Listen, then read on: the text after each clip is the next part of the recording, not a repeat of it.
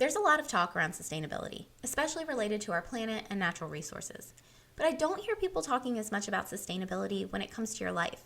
Things like schedules, mental load, and our overall energy. A sustainable life is more than just recycling and growing your own veggies. It's a life that fills you up and creates the space you need to grow. Let's get into it. Hi, I'm Ria. Welcome to It's the Audacity for Me, a personal development podcast that's a little different than most. This show is for anyone who's tired of the hustle mentality, but also recognizes that not everything is love and light. I'm here to help guide you to a more sustainable life that's in tune with nature, but also to help you see the light already inside of you. I can't wait to see you in this week's episode. Let's go.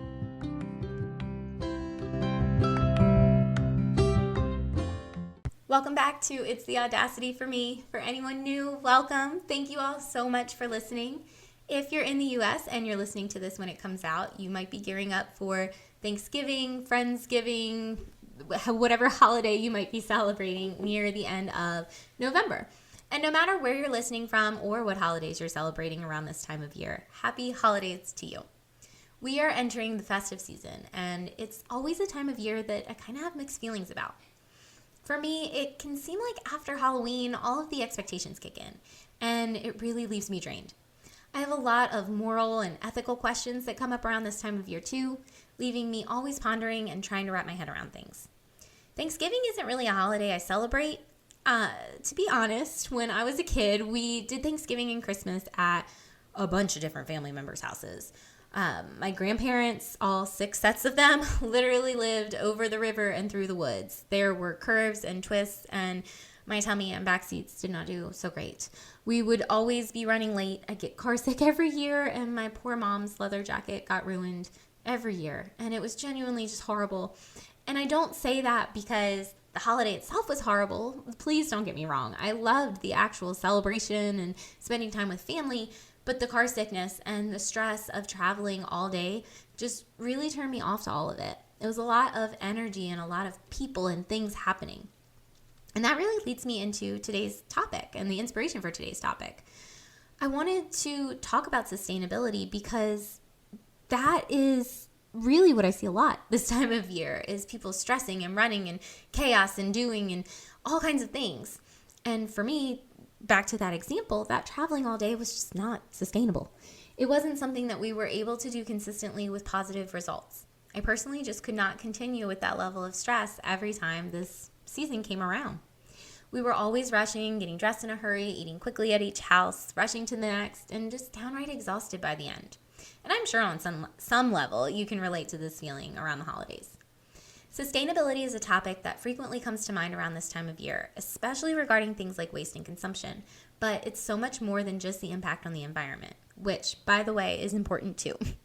I would argue that sustainability is the foundation for building and living a life you love. Without it being sustainable, you'll end up pretty much right back where you started. On today's episode, I want to talk more about what sustainability means in its entirety and what it means to live a sustainable life and some simple action steps to get you there. So what even is sustainability? I feel like it's kind of one of those words that we all know what it means, kind of practically speaking, but many people would have a difficult time actually articulating a concise definition. The basic definition, according to Google, defines sustainability as the ability to be maintained at a certain rate or level. It goes on to give a more scientific definition of avoidance of the depletion of natural resources in order to maintain an ecological balance. Both of these involve maintaining something. In nature, sustainability means maintaining an ecological balance, but what does that actually translate to in everyday life? Well, what level do you want to be on? It's kind of a weird question, but when you think about your life, where do you want to be? And what actions sustain that level? Are your resources able to sustain that level? What's actually needed? In order for your life to be sustainable, you really have to take the time to flesh out what that means and what that life really looks like. How would you know what you need to sustain a certain mindset, lifestyle, career, whatever, if you don't know what it is that you're trying to sustain?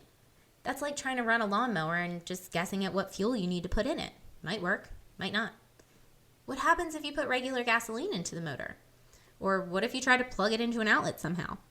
you don't know if this motor runs on diesel, gasoline, or hopes and dreams, and you're just shooting in the dark. You might guess right, and all is well. But even if your guess was a little wrong, you end up with a broken lawnmower. If you're shooting in the dark with what you want in life, you'll be spinning your wheels and never getting anywhere.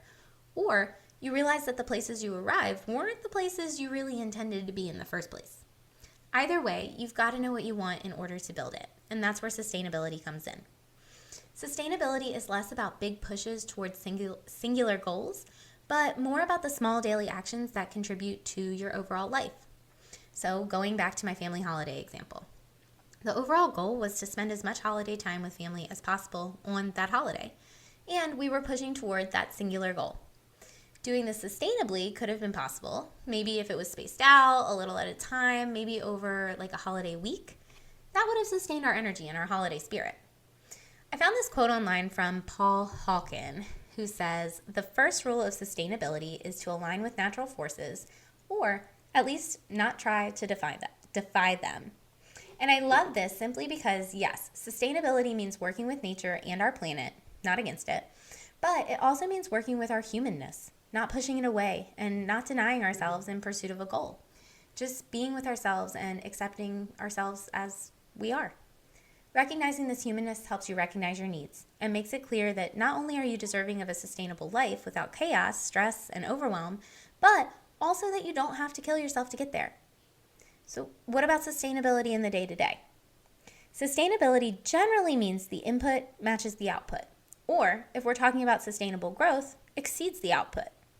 But how can that really be measured when it comes to our energy or our mental load? How can we determine if our lives are sustainable and if our actions are able to sustain the life we want to live? When we're considering sustainability outside of a material type of perspective and we're thinking about it more energetically and mentally, one question that comes to mind is, how can we measure mental load?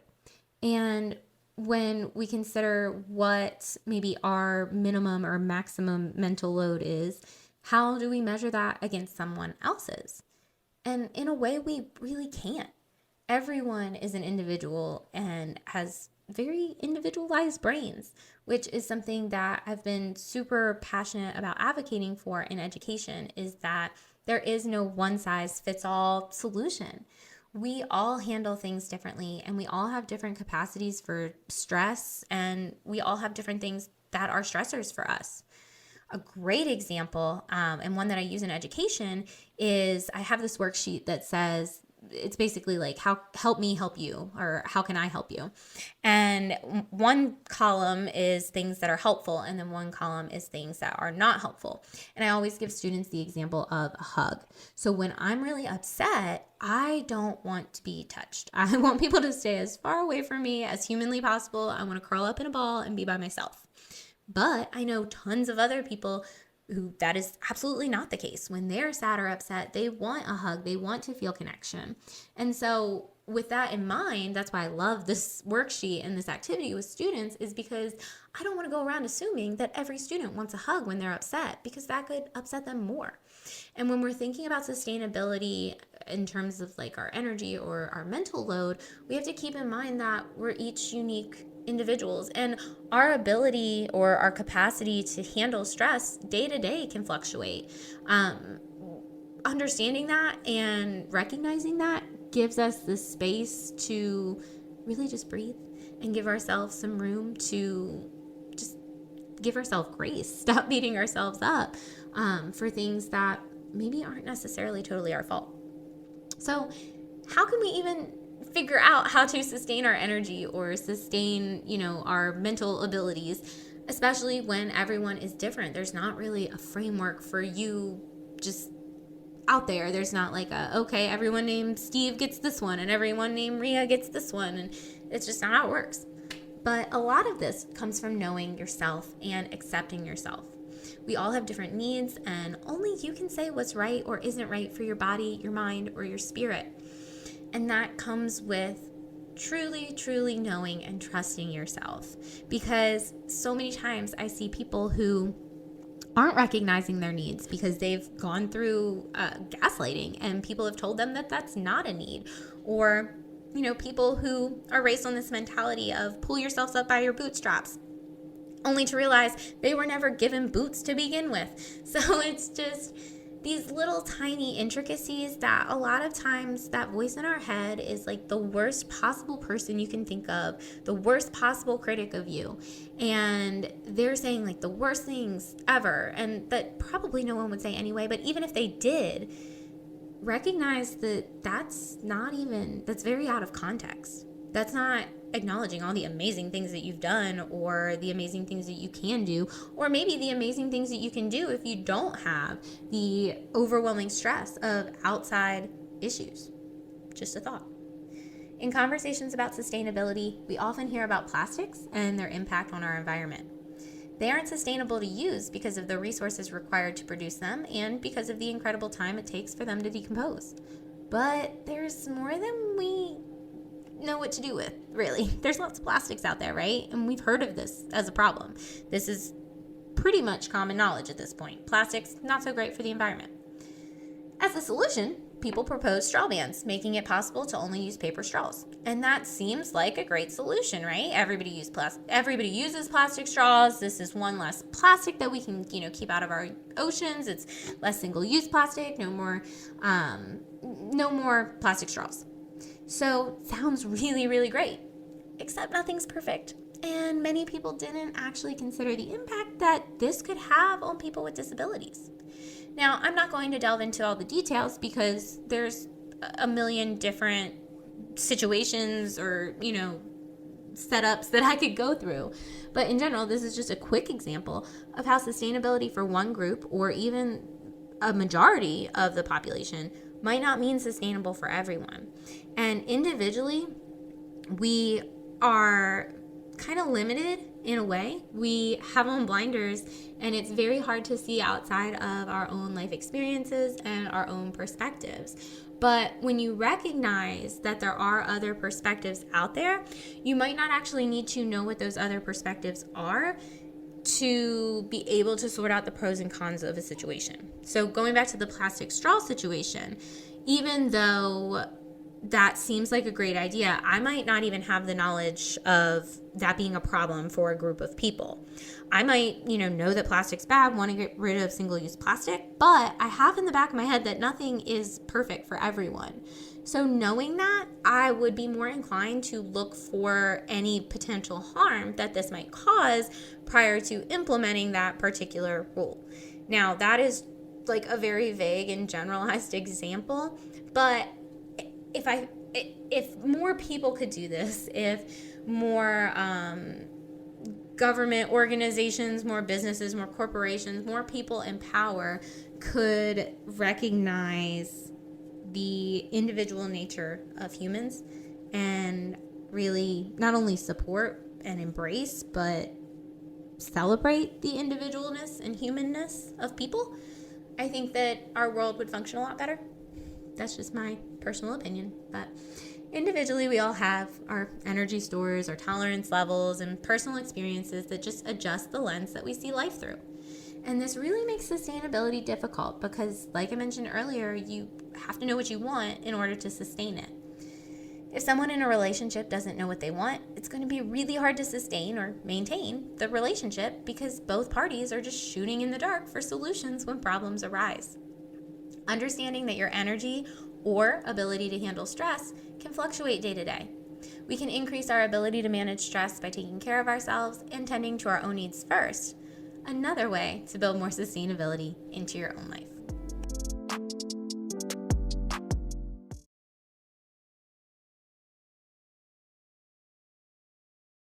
So I had this section recorded, I had this whole podcast recorded, went to edit it, and I have no clue where this part of the audio went. So I'm now re-recording, but hopefully that adds a new lens. Everything happens for a reason, so I don't know. Maybe I'll share something with you today that I maybe didn't share then. Anyway, how can you build a sustainable life? Not just physically, like for the earth and all of that, but how can life be more sustainable to you and for you? And also, why does it even matter? Well, first, let's take a look at what a sustainable life looks like. Let's go back to that big picture, the climate change related sustainability. So, a few years ago, I don't know, it was probably 4 or 5 years ago, I swapped out most of our plastics for glass. But when I did this, there was a lot of feelings and things that came up for me.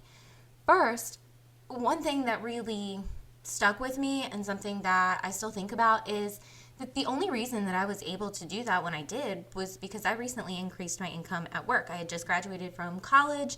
I had just started teaching outside of a long-term substitute role. I had a long-term sub role prior to that, but then I went on to my teaching career, had extra money to do so, to swap out those plastics for the glass. Not everyone has the luxury of washing glass water bottles every day, and not everybody has the luxury of being able to afford those in the first place.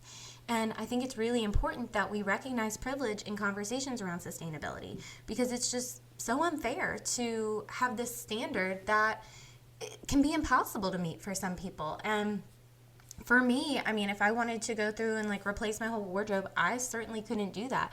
And I also don't have the luxury of washing those glass water bottles every day.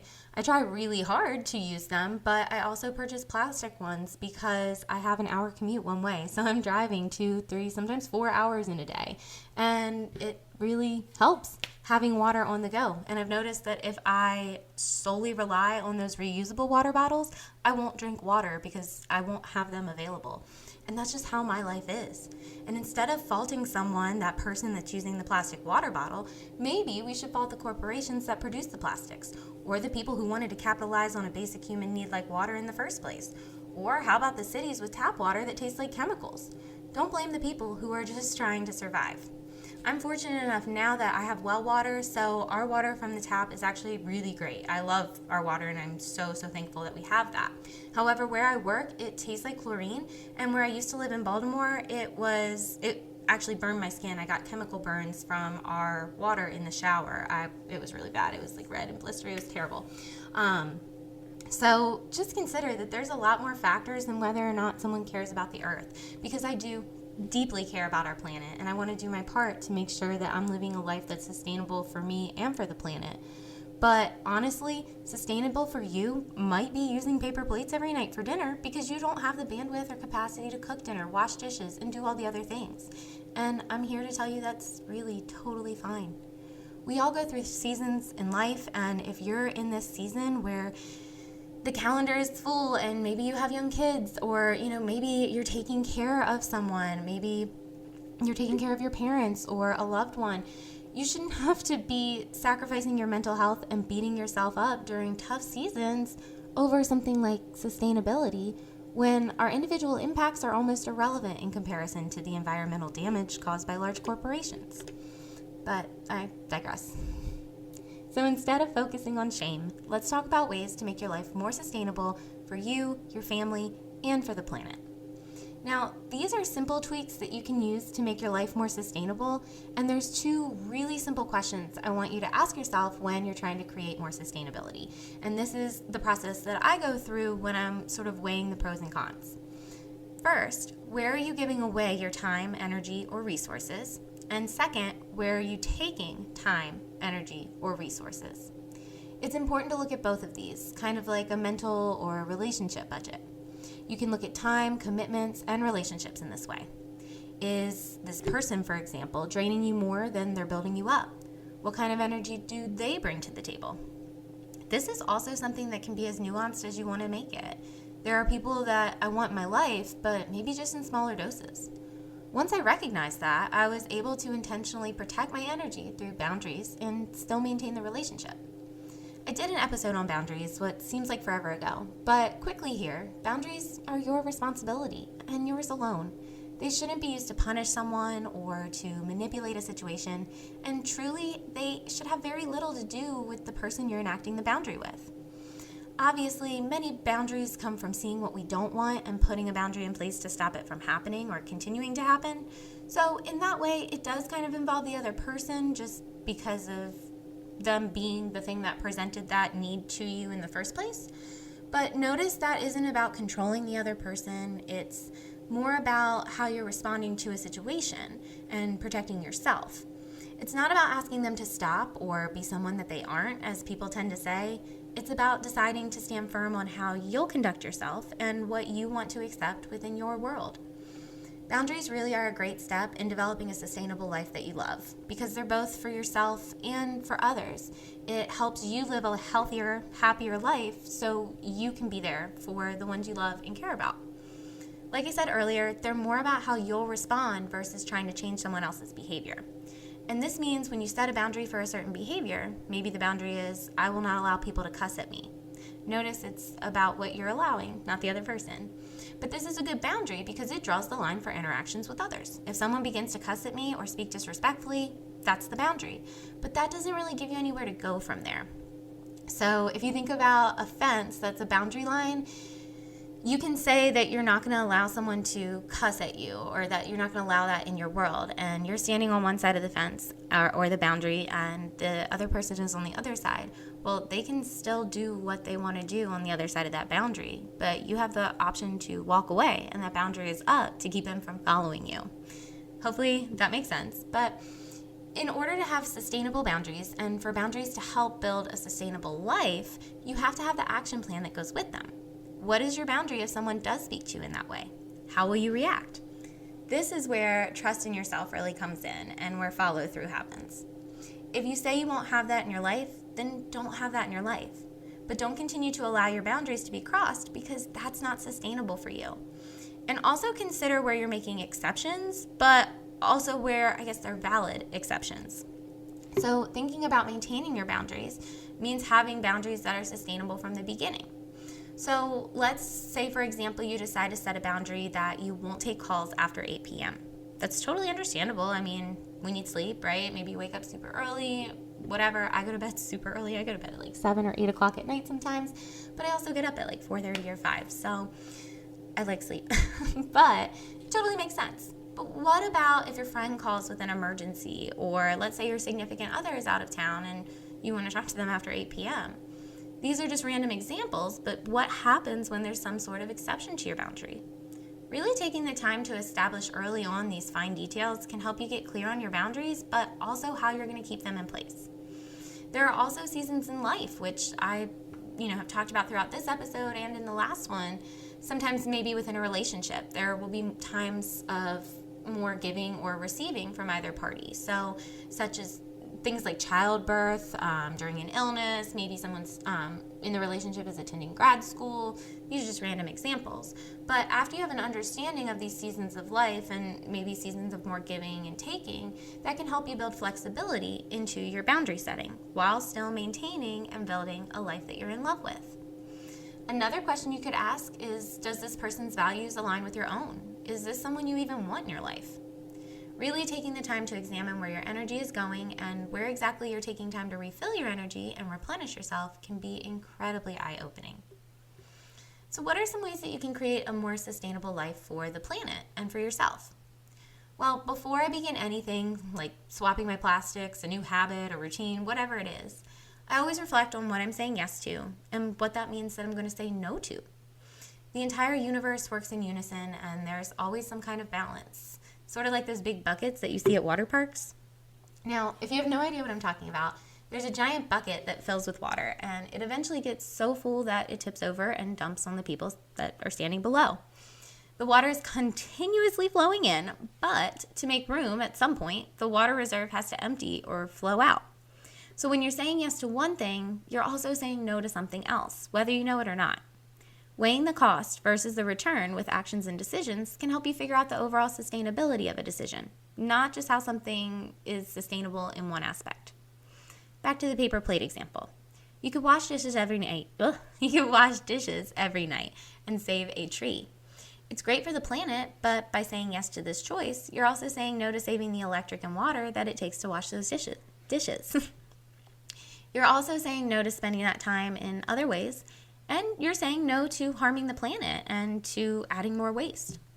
When you look at these individually, it can be easy to label these as bad or good, but how does it weigh out for you personally?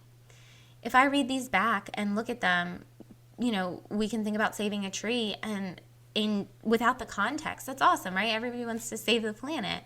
But when you look at using electric and water in isolation without the context of the paper plate example, that looks bad. So when you get into these really nuanced things, the way that society and social media and sometimes the internet can make us feel is that there really is no right choice.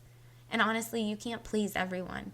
You can't be this super crunchy granola mom who, I don't know, never uses paper plates. And that's fine and everything. But if you're doing that, you're also saying no to something else. And that's just how it is. And that's okay, but look at how it weighs out for you personally. So let's look at the yeses and nos for the paper plate example. If you're saying yes to paper plates, you'd be saying no to creating less waste. You would be creating more waste, right? But you'd be saying yes to having more time with your kids or your family. And you'd also be saying yes to saving energy. Your energy, but water, electricity, dish soap maybe. So now which one's more sustainable? I'm not at all advocating for more waste. Obviously, do what's sustainable for the planet, but also for you. But what I am saying is that only you can decide, because it all depends on the context of you and what you want for your life. I hope that this episode expanded on the idea of sustainability and gave you some new perspectives to ponder. Thank you so much for listening. Have an amazing day, friends. Bye.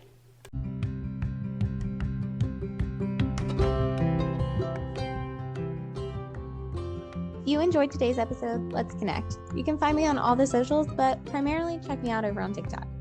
You can also look at the show notes for links from today's episodes to connect further and to support and unlock bonus content over on Patreon. I can't wait to connect with you soon. Bye.